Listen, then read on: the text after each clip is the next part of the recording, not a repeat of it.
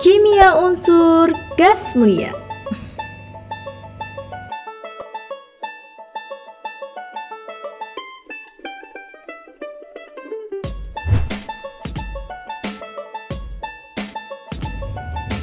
Hai sobat, kali ini kita akan membahas tentang kimia unsur gas mulia. Sebelum lanjut, kita simak yang berikut ini.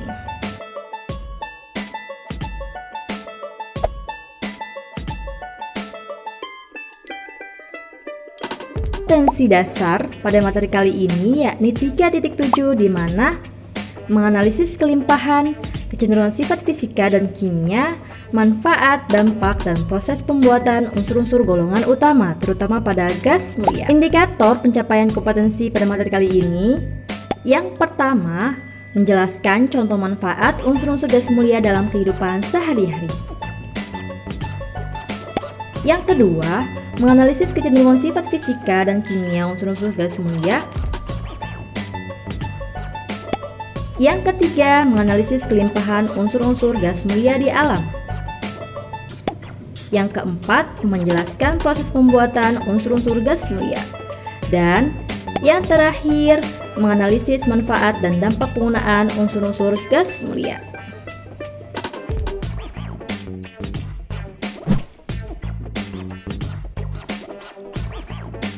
Tujuan pembelajaran kali ini, yang pertama, siswa dapat menjelaskan contoh manfaat unsur-unsur gas mulia dalam kehidupan sehari-hari.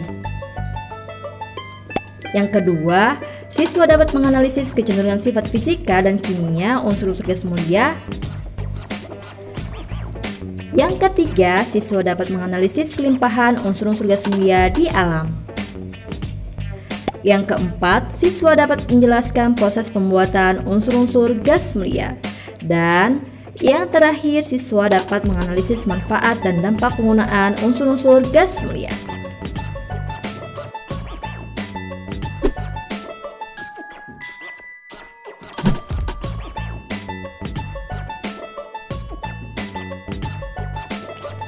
Pernahkah kalian berpikir waktu kecil, mengapa sih balon yang kita tiup tidak bisa terbang di udara?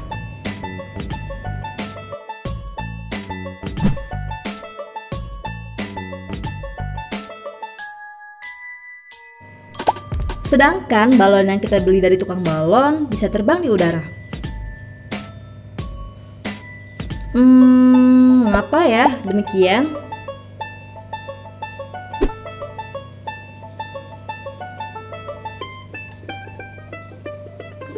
Ternyata hal ini disebabkan karena adanya perbedaan kerapatan suatu zat satu dengan zat yang lain.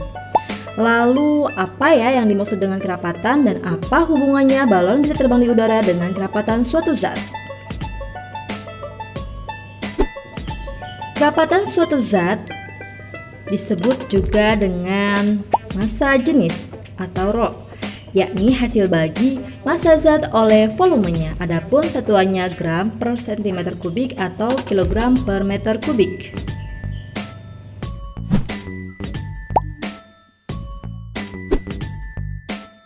Seperti yang kita ketahui bahwa massa jenis udara di dalam balon yang berisi gas helium sekitar 0,18 kg per meter kubik, sedangkan massa jenis udara di atmosfer sekitar 1,29 kg per meter kubik.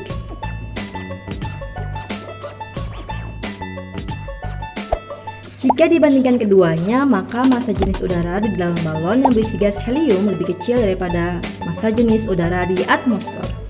Balon dapat terbang di udara karena diisi dengan gas yang memiliki massa jenis yang lebih ringan daripada massa jenis udara di sekitarnya.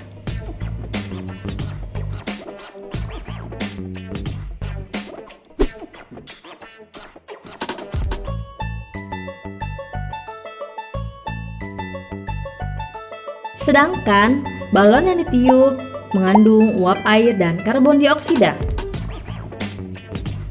di mana kurang lebih massa jenis udara di dalam balon yang ditiup sekitar 2,57 kg per meter kubik, sedangkan massa jenis udara di atmosfer 1,29 kg per meter kubik. Nah, jika dibandingkan keduanya, maka massa jenis udara di dalam balon yang ditiup lebih besar daripada massa jenis udara di atmosfer.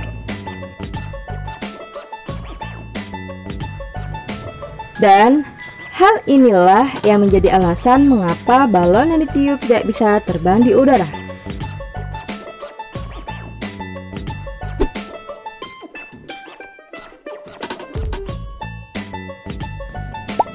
Jadi gimana sob, sekarang udah jelas kan alasan mengapa balon yang ditiup tidak bisa terbang di udara?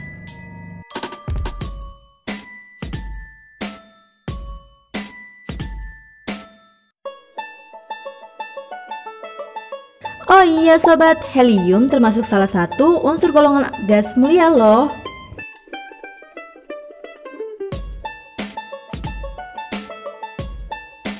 Lalu, apa itu unsur gas mulia?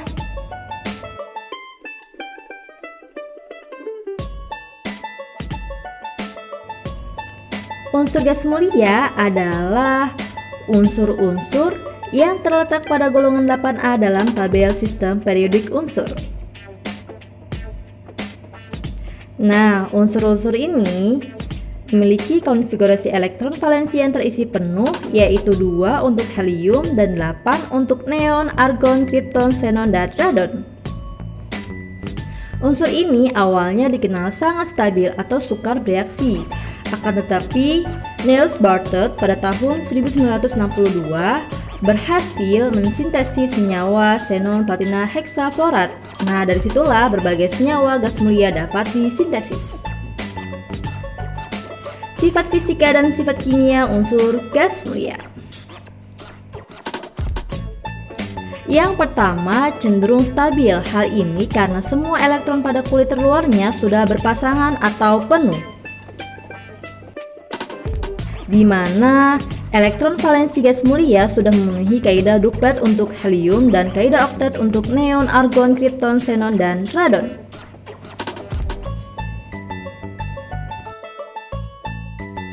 Selain itu, kestabilan unsur-unsur gas mulia dapat dilihat dari energi ionisasi yang sangat besar dan afinitas elektron yang sangat rendah.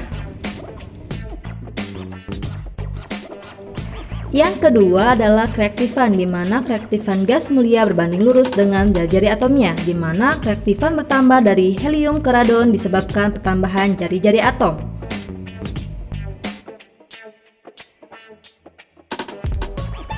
Dari tabel, kita dapat menyimpulkan bahwa jari-jari atom dari helium ke radon semakin bertambah, menyebabkan gaya tarik inti ke elektron kulit terluarnya makin berkurang sehingga makin mudah ditarik oleh unsur yang sangat elektronegatif seperti oksigen dan fluor. Dari sini kita bisa lihat bahwa kereaktifan pertama dari helium ke radon disebabkan pertambahan jari-jari atom. Akan tapi, helium dan neon hingga saat ini tidak mengalami reaksi kimia dan membentuk suatu senyawa, sehingga yang dapat bereaksi dengan oksigen dan fluor adalah argon, kripton, xenon, dan radon.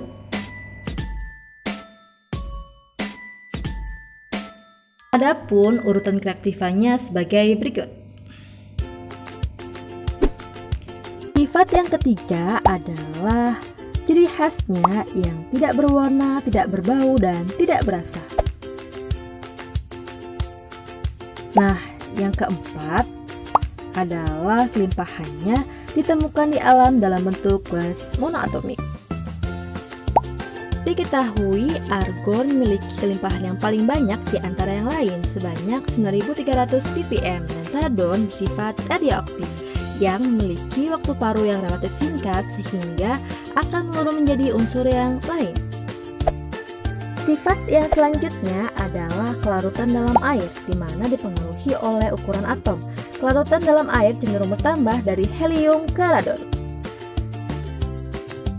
Nah, helium dan neon tidak dapat larut dalam air, sedangkan argon, kripton, xenon, dan radon sedikit larut dalam air.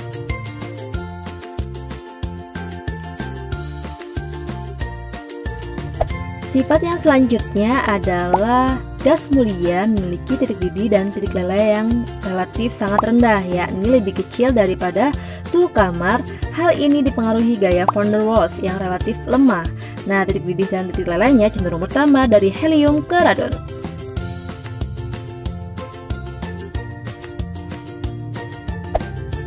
Sifat yang terakhir adalah kerapatan atau densitas, di mana dipengaruhi oleh massa atom, jari-jari atom, dan gaya London. Nah, kerapatan ini cenderung bertambah dari helium ke radon.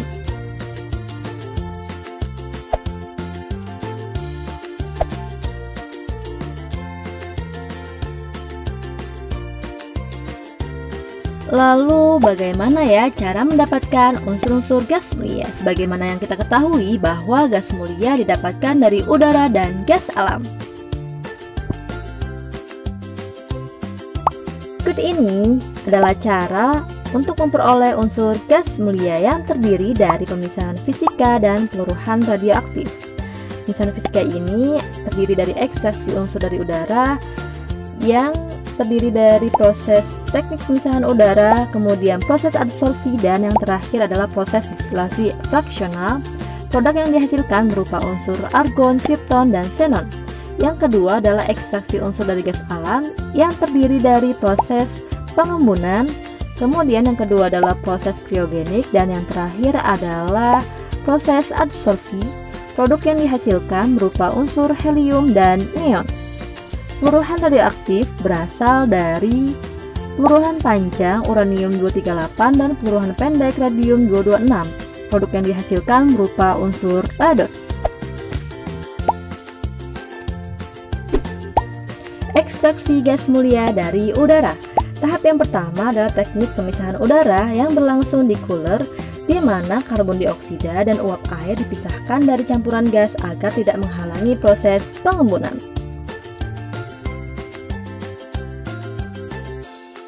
Yang selanjutnya adalah tahap yang kedua, yakni proses adsorpsi yang berlangsung di pump to liquefy air, di mana udara diembunkan dengan diberikan tekanan kurang lebih 200 atm dan didinginkan secara cepat, yang bertujuan mengubah udara menjadi cairan.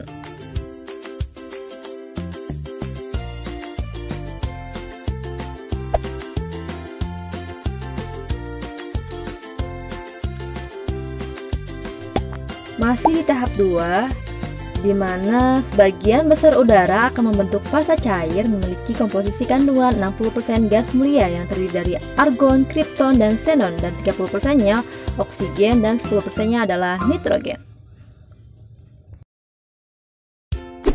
Nah, tahap yang ketiga adalah proses distilasi fraksional, di mana udara dipisahkan dengan proses distilasi fraksional yang berlangsung di kolom distilasi fraksional bertekanan tinggi.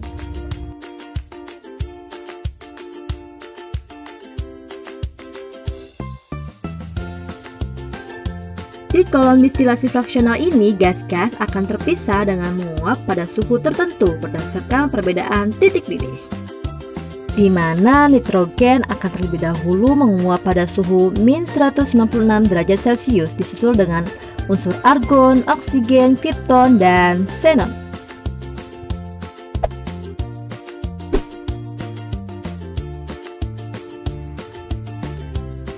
Ekstraksi gas mulia dari alam. Tahap yang pertama adalah proses pengembunan, di mana yang pertama adalah karbon dioksida dan uap air dipisahkan bertujuan agar tidak menghalangi proses pengembunan. Yang kedua, kemudian diembunkan pada suhu yang rendah sehingga diperoleh kandungan kurang lebih 50% helium, nitrogen, dan pengotor lainnya. Tahap yang kedua adalah proses kriogenik, di mana tahap selanjutnya ini helium dimurnikan dengan cara diberikan tekanan lalu didinginkan secara cepat agar nitrogen mengembun sehingga dapat dipisahkan.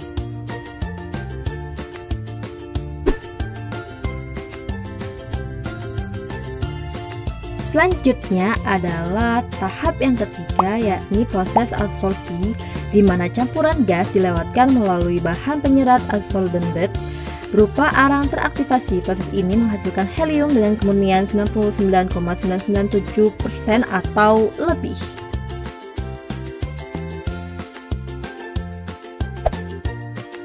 Cara untuk memperoleh unsur gas mulia selanjutnya adalah dengan cara peluruhan radioaktif, di mana isotop radon 222 adalah produk peluruhan radium 226 dalam deret uranium 238.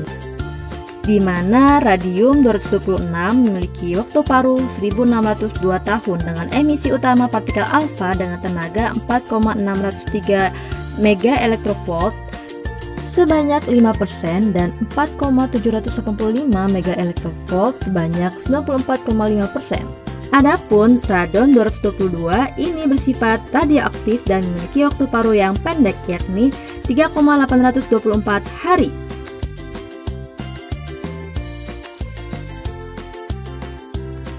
Untuk lebih lengkap lagi, yuk kita intip video selanjutnya.